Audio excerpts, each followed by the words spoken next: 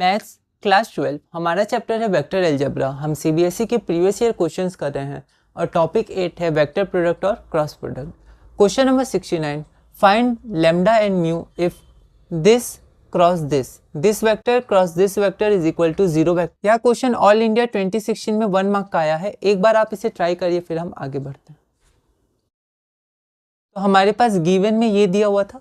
अब हम इसका क्रॉस प्रोडक्ट निकालेंगे तो एक वेक्टर होता है, इसलिए 0 के ऊपर वेक्टर है क्योंकि इसका रिजल्टेंट एक वेक्टर होता है। तो यहाँ पर हमने क्रॉस प्रोडक्ट निकाला 0 वेक्टर। इस डिटर्मिनेंट को हमने सॉल्व किया तो यहाँ पर 0 वेक्टर को आई कैप जे कैप के कैप लिख दिया क्योंकि ये वेक्टर है।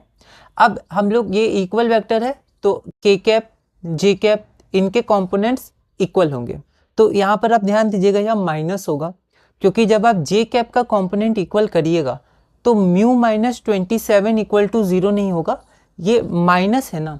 तो जे कैप और जे कैप यहाँ प्लस 0 है तो यहाँ माइनस म्यू माइनस 27। ये छोटी छोटी गलतियाँ हो जाती है तो मैंने अब यहाँ माइनस म्यू माइनस 27 लिख दिया। इसको आप ध्यान रखिएगा। तो अब क्योंकि इक्वल वेक्टर है तो आई कैप का कॉम्पोनेंट ये और यहाँ 0 इक्वल टू 0, इसका माइनस के साथ म्यू माइनस 27 इक्वल टू 0 तो ये रहा, और यहाँ तो प्लस है तो कोई दिक्कत नहीं है। तो minus lambda minus 9 is equal to 0।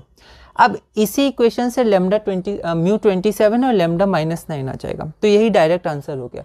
लेकिन एक इक्वेशन और है, अगर आप चाहें तो ये भी शो कर सकते हैं कि ये दोनों वैल्यू इस इक्वेशन को सेटिस्फाई कर रही है। ठीक है, तो अगर ये सेटिस्फाई कर रही है तो म्यू और लैम्डा की यही वैल्यू है जो हमने निकाली है। ठीक है, वैसे अगर आप डायरेक्ट ये भी करें तो कोई दिक्कत नहीं है, पर फिर भी मैंने लिख दिया कि mu is equal to 27 and lambda is equal to minus 9, है ना। ये सब चीज़ें आप ध्यान रखिएगा, सब गलती ना हो। ठीक है, छूट जाता है कई बार।